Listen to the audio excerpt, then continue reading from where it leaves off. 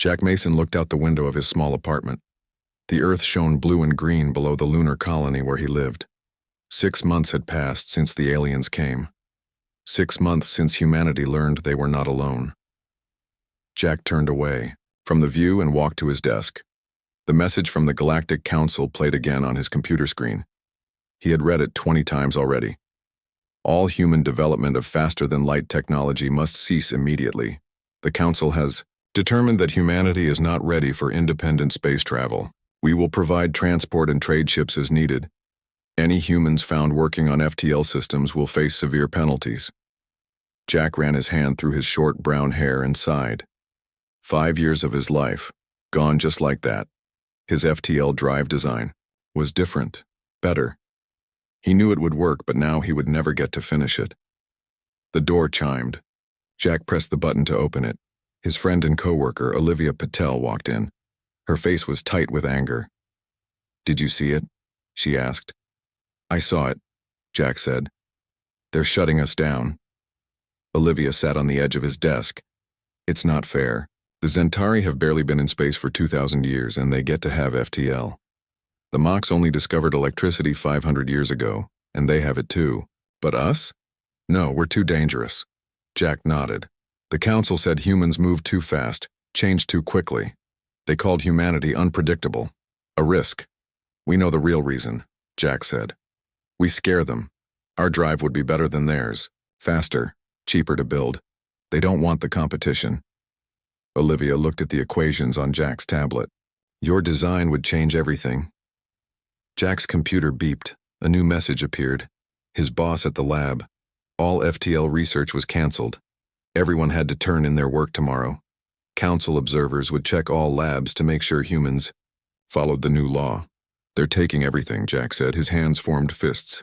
"All our work, every idea, every test, gone." Olivia watched him closely. "What are you thinking, Jack?" Jack was quiet for a long time. Then he said, "What if we don't stop?" "That's crazy," Olivia said, but her eyes showed interest. "The Council controls everything. Trade routes, medicine, technology. We need them." "Do we?" Jack asked. "Or do they just want us to think we do?" Jack turned to his computer. He began copying files to a secure drive. "They're coming tomorrow," he said. "But they don't know about my home lab, or the old mining station on Mars that my uncle left me." Olivia's eyes grew wide. "Jack, you can't hide this from the Council. They have ships all over our system. They have aliens working with our government." "I'm not saying it would be easy," Jack said. He thought for a moment. "We would need help. Daniel Reyes still has friends in the military. Susan Wright knows people who could get us supplies." "You're really serious," Olivia said. "Yes." Jack turned to face her. "The Council made this law to keep us down, Olivia. They're afraid of us, of what we might become." Olivia was quiet for a long time. Then she pulled out her own tablet and began typing. "We'll need a power source that won't show up on their scans, and a way to mask the test flights." Jack smiled. This was why he liked working with Olivia. She saw the big picture. She didn't get lost in the small problems. "It's going to be dangerous," Jack said. "If they catch us, the penalties will be severe." Olivia looked up from her tablet. "Some things are worth the risk. If we do this right, we don't just change the rules of physics, we change history." Jack nodded. He felt a new energy flow through him. The Council thought they could hold humanity back with their laws. They were wrong. Jack Mason had work to do. 3 weeks later, Jack stood in the dim light of an underground room on Mars. The old mining station had been empty for years. Now it hummed with new life. Computers lined the walls. Tools covered the tables. In the center sat a metal frame that would one day hold his FTL drive. "The power grid is stable," Susan Wright said. She pushed her red hair back from her face and checked the readings on her tablet. "As long as we stay under 20% capacity, the Council monitors won't notice us." Jack nodded. Susan was the best electrical engineer he knew. When he told her about his plan, she joined without hesitation. "How's the supply situation?" Jack asked. "Not good," Daniel Reyes said. The former pilot stood by the door, always watching for trouble. The Council has people checking every shipment that leaves Earth. They're looking for engine parts, special metals, anything that could be used for FTL research. We'll find a way, Jack said. We always do. Olivia entered the room, carrying a box of equipment. My contact at the university came through. These are the testing tools we need. He thinks they were just for a student project. Jack smiled. Their team was small but determined. Each person brought skills they needed. Together, they might just pull this off. A screen on the wall beeped. Someone was coming through the airlock at the surface. Are we expecting anyone? Jack asked. Daniel pulled out a small gun. No. They waited in silence. The elevator hummed as it descended to their level. The doors slid open. A tall man in a lab coat stepped out. He had gray hair and tired eyes. Professor Allen, Jack said in surprise. How did you find us? Professor Allen had been Jack's teacher at the university. He was one of the top FTL researchers, before the Council's law. You took my advanced design notes, the professor said. I put a tracker in the file, very small, very clever. He looked around the room. So this is where you're breaking the law. Are you going to report us? Susan asked. The professor was quiet for a moment. Then he said, The Council took my work. 40 years of research. They said it was for the good of all species. But I saw them use my ideas in their new ships they took from us and gave nothing back. He walked to the center of the room and studied Jack's frame design. Your approach is interesting, he said. But your fuel mix is wrong. It will burn too hot. Jack and Olivia looked at each other. Was the professor offering to help? We could use another brain on this project, Jack said carefully. Professor Allen rolled up his sleeves. I'm too old to start over somewhere else. This is my last chance to see my work completed. He pointed to Jack's designs. Show me what you've done so far. For the next few hours, they talked about the drive design. The professor found 3 problems they had missed. Jack and Olivia made changes to their plans. The design grew stronger. Outside, the sun set over the red Martian landscape. Inside, the small team of rebels worked through the night. None of them saw the small drone that hovered near an outside vent. It recorded their heat signatures and sent the data to a Council ship in orbit. 2 days later, a Council observer named Kreth stood before his commanders. There is unusual power usage at an old mining station, Kreth said. It could be nothing. But the pattern matches what we would expect from early FTL testing. The commander thought for a moment. Watch them, he said. If they are breaking the law, we will make an example of them. The humans must learn their place. Kreth bowed. Yes, Commander. I will handle it personally. Back in the underground lab, Jack and his team worked on, unaware that they were now being watched. Their time was running out. 1 month passed. The team made progress each day. The frame now held a complex web of parts. It was starting to look like a real FTL drive. Jack checked the power readings again. We need more energy for the next test. The field won't form if we stay under 20%. Susan frowned. If we go higher, the Council might detect us. We have no choice, Jack said. We're close to a breakthrough, I can feel it. Professor Allen nodded. Jack is right. The math says this will work. We need to test it. Olivia looked worried. 1 test. Quick and controlled. They all agreed. Daniel set up extra security monitors. If anyone came near the old mining station, they would know. Susan adjusted the power settings. Ready when you are. Jack took a deep breath. Start the sequence. The drive hummed to life. Lights flickered across its surface. The energy readings climbed higher. 30%, Susan called. Out 40%. A small field of blue light formed in the center of the drive. It pulsed and grew. It's working, Olivia said. The field is stable. Jack watched the readings. This was what they had worked for. Proof that his design could create the special field needed for faster-than-light travel. Then alarms blared throughout the lab. We've got company, Daniel shouted. Council ships entering Mars orbit. 3 of them. Susan quickly powered down the drive. The blue field faded away. They found us, Professor Allen said. We need to leave. Now. The team rushed to gather their most important data. Jack downloaded the test results to a small drive. Olivia packed up the key components they couldn't replace. Daniel checked the security feeds. They're landing troops at the main entrance. We have maybe 10 minutes. The emergency exit, Jack said. Through the old mining tunnels. They grabbed what they could and ran to the back of the lab. Susan opened a hidden door that led to dark tunnels stretching into the Martian rock. Wait, Professor Allen said. He wasn't moving toward the exit. Someone has to stay behind to delete the data, to slow them down. No, Jack said. We all go together. The professor shook his head. There's no time to wipe everything. I'll make sure they don't get our research. We're not leaving you, Susan insisted. This isn't a debate, Professor Allen said firmly. I'm an old man. You young people need to finish this work. I'll buy you time. Before they could argue more, the sound of boots echoed from the main entrance. The council forces were inside the station. Go, the professor said. Make it work. Show them what humans can do. Jack wanted to argue, but Daniel pulled him toward the tunnels. He's right, we have to go. With heavy hearts, they entered the tunnels. The door closed behind them. They moved quickly through the darkness, guided by the lights on their tablets.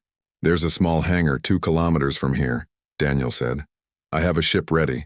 It's not much, but it will get us off Mars. Jack looked back once more. We can't just give up. We're not giving up, Olivia said. We're moving the fight. Just like you said at the beginning. They reached the hangar an hour later. Daniel's ship was old but well maintained. They boarded quickly and prepared for takeoff. As they rose through the thin Martian atmosphere, they saw council ships circling the mining station. It was completely surrounded. Where to now? Susan asked. Jack thought for a moment. Europa, Jupiter's moon. My grandfather helped build the research stations there. I know places we can hide. As their ship headed toward Jupiter, Jack looked at the small drive in his hand. The test results proved his design worked. Now they just needed to build it again, somewhere safe, somewhere secret. Behind them, Professor Allen sat in a cell on a council ship. Blood ran from a cut on his face. A tall alien stood before him. Tell us where they went, Kreth said, and perhaps we will show mercy. The professor just smiled. The fight would go on without him. Europa's surface was covered in ice. Beneath that ice was a vast ocean, and beneath that ocean, hidden in the rocky core, was the team's new lab. 6 months had passed since they fled Mars. 6 months of hard work and worry. 6 months without word from Professor Allen. Jack stood before the new drive. It was smaller than the one on Mars, but more powerful. They had learned from their mistakes. Final checks are complete, Olivia said. She had dark circles under her eyes. None of them had slept much lately. The drive is ready for full power. Susan monitored the energy flow. We're using the thermal vents for power. The ice above us will hide the heat signature. The council won't detect us this time. Daniel entered the room. Security is tight. No one has followed us. We're safe for now. Jack nodded. Then it's time. Let's see if all our work has paid off. They gathered around the drive. This was more than just a machine to them now. It was hope. It was freedom. It was humanity's future. Begin the sequence, Jack said. Susan activated the power flow. The drive hummed softly at first, then louder as energy poured into it. 20%, 40%, 60% power, she called out. The blue field appeared, stronger than before. It pulsed with energy, expanding to fill the testing chamber. Field is stable, Olivia reported. All readings are in the green. Jack checked the data flowing across his screen. We're getting perfect wave formation. This is it. This is what we've been working for. The field continued to grow, stronger and more stable than their test on Mars. 70%. 80%. Susan watched the power levels climb. The field is reaching critical density, Olivia said excitedly. We're almost there. The blue light pulsed faster. The air in the room felt heavy, charged with potential. 95%. Susan watched the final numbers climb. 100%. Full power, The field flashed once, blindingly bright, then settled into a steady blue glow. Inside that glow, something impossible happened. Space itself bent and twisted. "Field cohesion is perfect," Olivia said, her voice filled with wonder. "We've done it, Jack. We've created a stable FTL field." Jack stared at the readings. They had succeeded where the Council said humans would fail. The drive wasn't just working, it was working better than any Council drive. More efficient, more stable, ready for a real ship. "Power it down," Jack said. "We've proven the concept. Now we build the ship." Susan reduced the power. The field slowly faded away. "How long until we can install it in a vessel?" Daniel asked. 2 weeks, Jack said. "Maybe 3.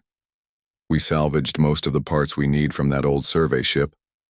Olivia studied the data from their test. "With these results, I can improve the field strength by another 20%. Our ship will be faster than anything the Council has."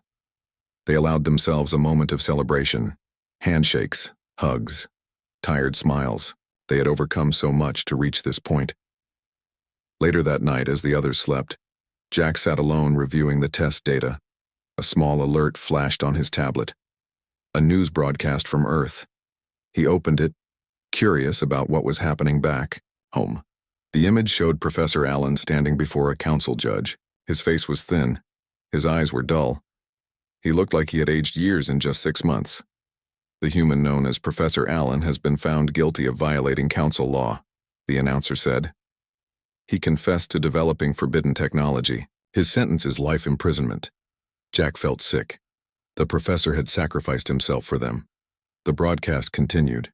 The council also announces an increased reward for information leading to the capture of Jack Mason, Olivia Patel, Susan Wright, and Daniel Reyes. These dangerous criminals continue to defy council law. Jack closed the broadcast. Their names and faces would be known throughout the galaxy now. The council was hunting them harder than ever, but they had their drive. Soon, they would have their ship. And then they would show the council just how dangerous humans could be. The ship was small but sturdy. Once a survey vessel, now something new, something revolutionary. Jack had named it Defiance. The name felt right. "Final system check," Olivia called out. She moved through the ship's cramped engine room, checking connections and power readings. The FTL drive sat at the center, glowing faintly blue even in standby mode. Susan worked at the navigation console. "All systems are green. The course is set for the test jump, just outside Jupiter's orbit, then back." Daniel sat in the pilot's seat. His hands moved confidently over the controls. "Engines are ready. Life support is stable. We can launch whenever you give the word, Jack." Jack looked around at his friends. They had risked everything for this moment. "Are we all sure about this? Once we launch, there's no going back." "The council already wants us imprisoned," Susan said. "What's a little more danger?" Olivia nodded firmly. "The drive works.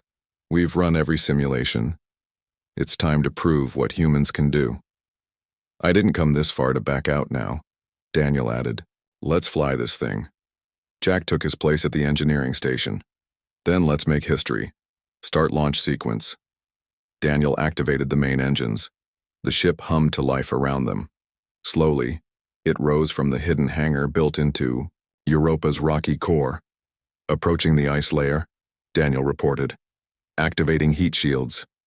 The ship pushed through the thick ice of Europa's surface. Then they were out, flying free in space. "No council ships detected in the area," Susan said, checking the sensors. "We got lucky." "Plot course for the test coordinates," Jack said.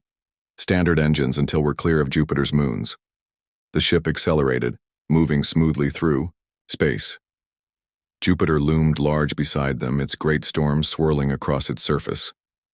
"Approaching test coordinates," Daniel announced 20 minutes later. "Ready for FTL jump on your mark." Jack checked the drive readings one last time.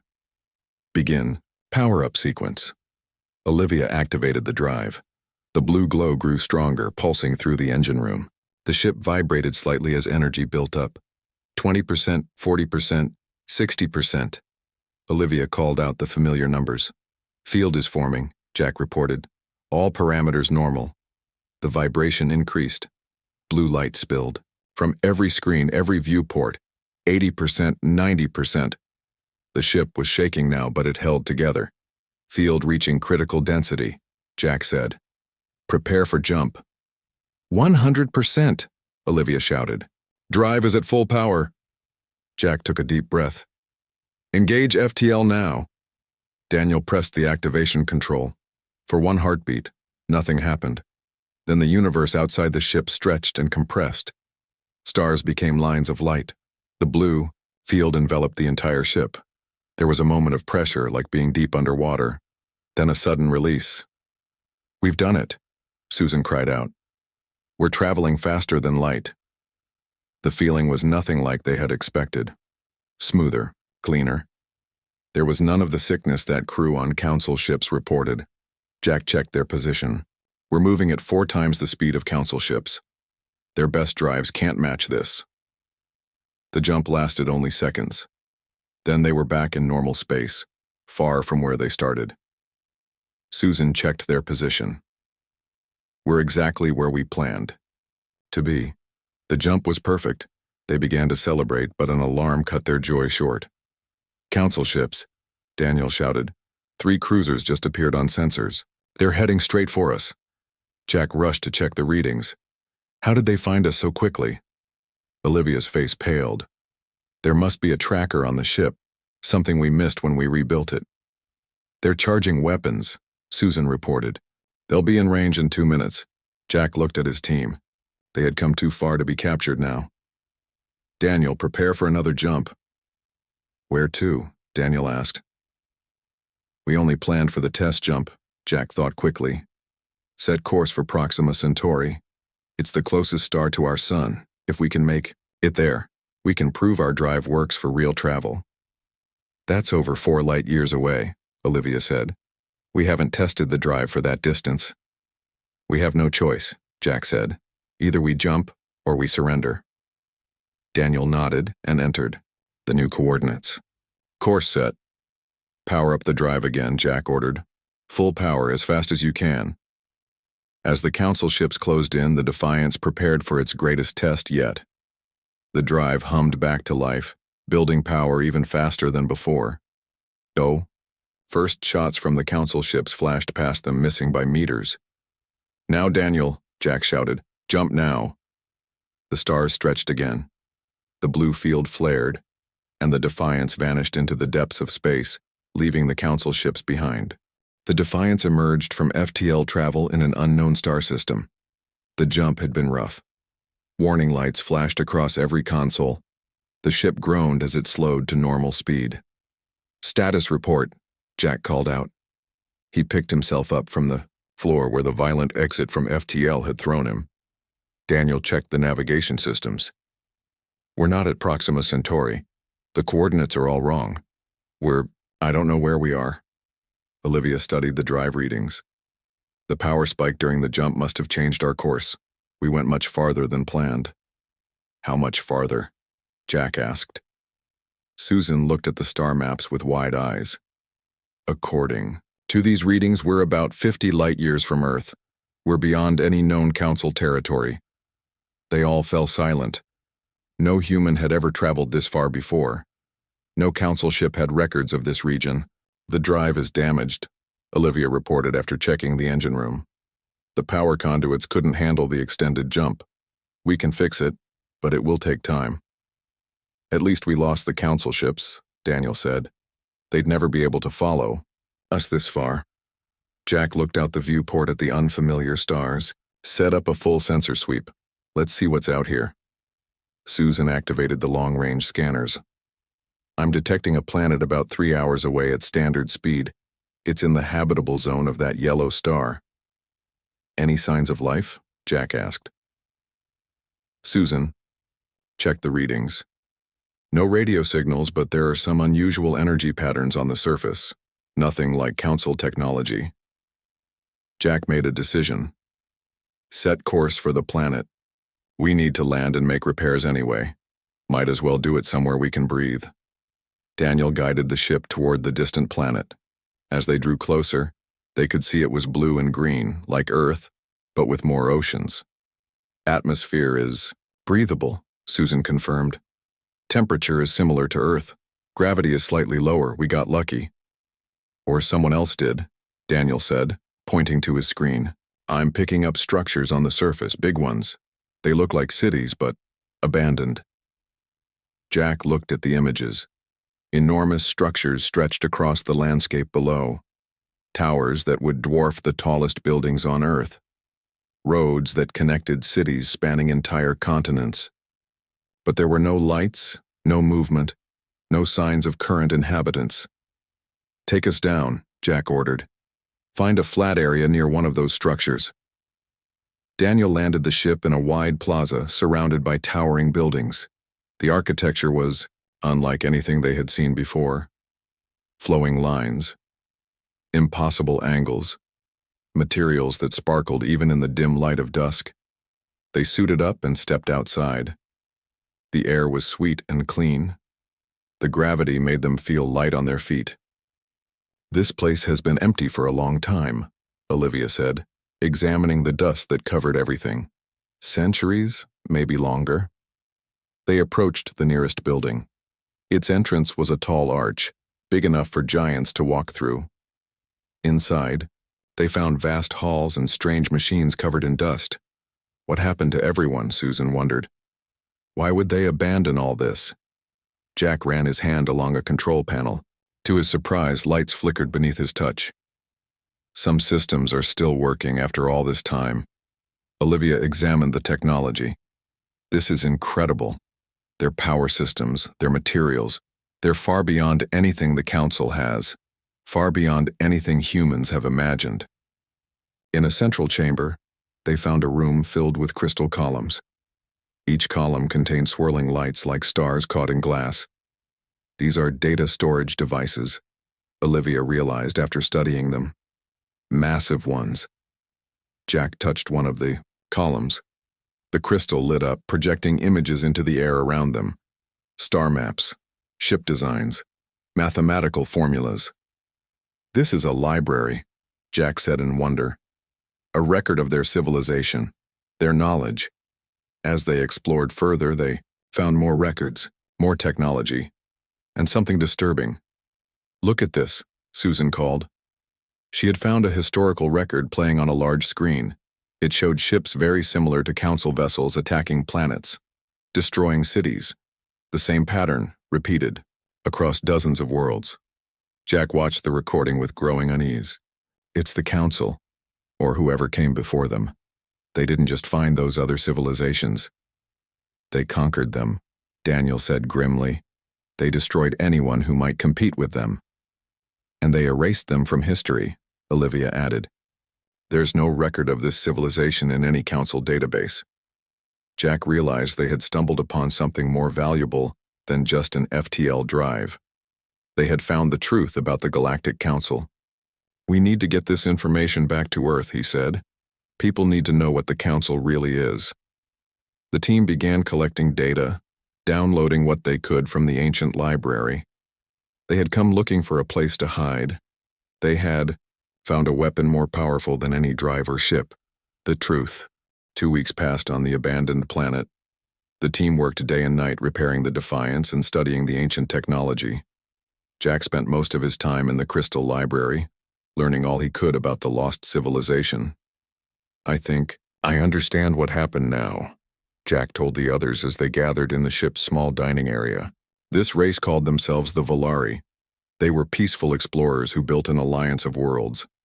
Then the early Council races attacked them about 3,000 years ago. Why would the Council destroy such an advanced civilization? Susan asked. Jack displayed images he had recovered from the library. The Volari had developed technology that made space travel available to everyone, not just the powerful or the wealthy. The Council races wanted to control who could travel between stars. The Volari threatened that control. Just like us, Daniel said quietly. History repeating itself. Olivia entered with excitement on her face. The drive repairs are complete, and I've made some improvements based on the Volari designs. Our ship is now twice as fast as before. That's not all, Susan added. I've been working with the Volari navigation systems. They had maps of the entire galaxy, including secret routes the Council doesn't know about. We can get back to Earth without being detected. Jack nodded. Then it's time to go home. We have what we need to change everything. They loaded the ship with data crystals containing Volari knowledge, designs for ships and drives, evidence of Council crimes across thousands of years, proof that humanity wasn't alone in being suppressed. The next morning, they prepared for departure. Daniel ran the pre-flight checks while Olivia monitored the enhanced drive. All systems are green, Daniel reported. We're ready for launch. Wait, Susan called from the communications station. I'm picking up a signal. It's coming. From Earth. They gathered around her console. The message was playing on all frequencies, broadcast in multiple languages. Attention all humans. This is a message from the Galactic Council. The criminals Jack Mason, Olivia Patel, Susan Wright, and Daniel Reyes remain at large. Their actions have forced the Council to take stronger measures. Earth is now under full quarantine. No ships may enter or leave the Sol system without Council approval. Any vessel attempting to bypass this blockade will be destroyed. Jack's heart sank. They've locked down our entire system. They're punishing everyone because of us. There's more, Susan said grimly. She adjusted the receiver. The Council has evidence that these criminals have contacted hostile forces beyond Council space. To ensure humanity's safety, Council peacekeepers will establish permanent bases on Earth, Mars, and all major human settlements. This is for your protection. Resistance will not be tolerated. The message repeated over and over. The team listened in shocked silence. They're using us as an excuse to take complete control, Olivia said finally. This was probably their plan, all along. Daniel's face hardened. We can't let them get away with this. We have to go back. Into a blockade? Susan asked. That's suicide. Jack studied the Volari star maps. Maybe not. The Volari found ways to slip past Council patrols. The maps show a route through the Oort cloud that might get us through. Even if we make it, Olivia said. What can 4 people do against the entire Council? Jack touched one of the data crystals. We have something more powerful than weapons. We have the truth.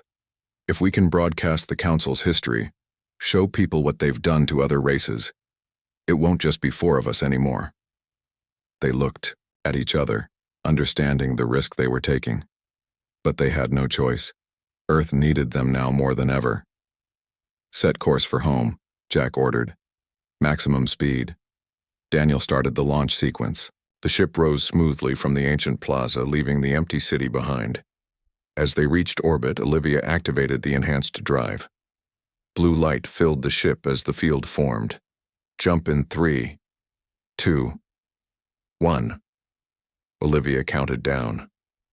The stars stretched into lines. The Defiance leaped into FTL, heading back toward a solar system now under siege. On a Council ship orbiting Earth, Kreth received a report from his sensors officer. Commander, we've detected an energy signature matching the human vessel. They're alive and heading back to Earth. Kreth's eyes narrowed. Alert all ships in the blockade. These humans must not reach their homeworld. Whatever it takes, stop them.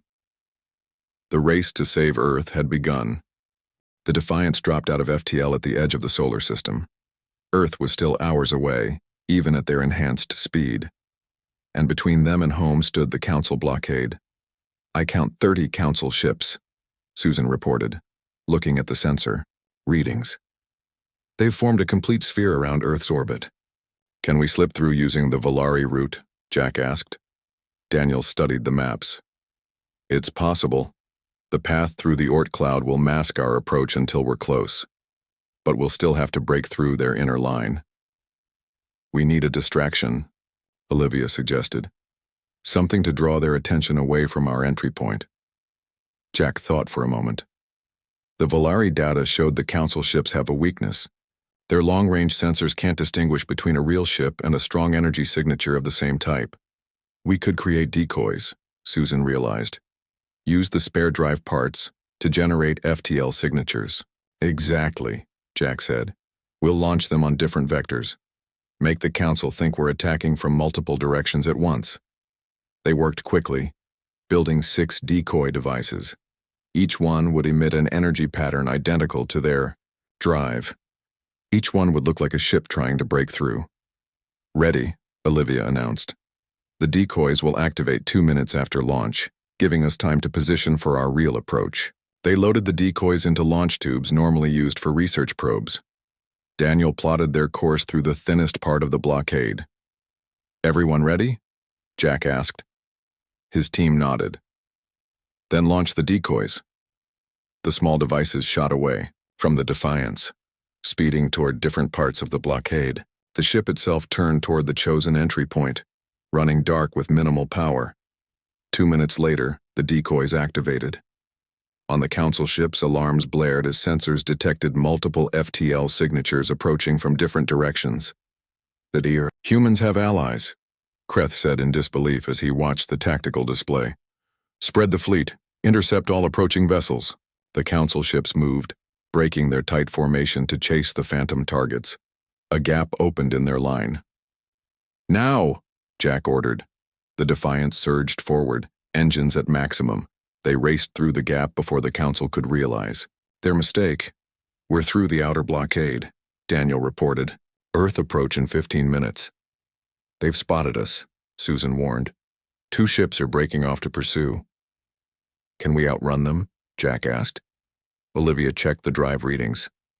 Yes, but we need to stay ahead long enough to reach broadcasting range. The Defiance pushed harder, straining under the acceleration. The Council ships followed, growing smaller in the distance but still in pursuit. Earth grew larger in their viewports. Home. Beautiful and blue, but now ringed with Council stations and patrol ships. We're in range, Susan announced, beginning broadcast on all Earth frequencies. Jack took a deep breath and activated the message they had prepared. His face appeared on screens across Earth, in homes, on streets, in Council command centers. People of Earth, this is Jack Mason. The Council has told you we're criminals, that we've endangered humanity. They're lying. The message continued, showing the evidence they had found. The true history of the Council as conquerors, the fate of the Volari and other advanced races, the Council's pattern of control and suppression repeated across thousands of years. The Council doesn't fear our technology, Jack explained. They fear our freedom, our potential, just as they feared those who came before us. The broadcast spread beyond Earth to the colonies on Mars and the moons of Jupiter, to every human settlement, to Council ships where alien crews watched in shock as their history was exposed. We're not alone, Jack continued. Other races have been waiting for someone to stand up to the Council, to break their control. Today, humanity takes that stand. As if on cue, new ships appeared at the edge of the system. Ships with designs no human had seen before. Dozens, then hundreds. The Volari weren't completely destroyed, Jack revealed. Some survived in hiding. When they learned what we discovered, they sent help. On the Council command ship, Kreth watched in horror as his tactical display filled with unknown vessels. Vessels using technology he didn't recognize. Vessels more advanced than anything the Council possessed. Stand down your ships, Jack demanded. Remove your forces from our world. The age of Council rule is over. Across Earth, humans cheered as Council ships began to retreat. In the Council's central chamber, representatives from 100 worlds watched the broadcast, many seeing their true history for the first time. Jack Mason had broken a law, but in doing so, he had changed the course of galactic history forever. Not just for humanity, but for all the races living under Council control. The law against him had failed, and in its place, a new history would be written.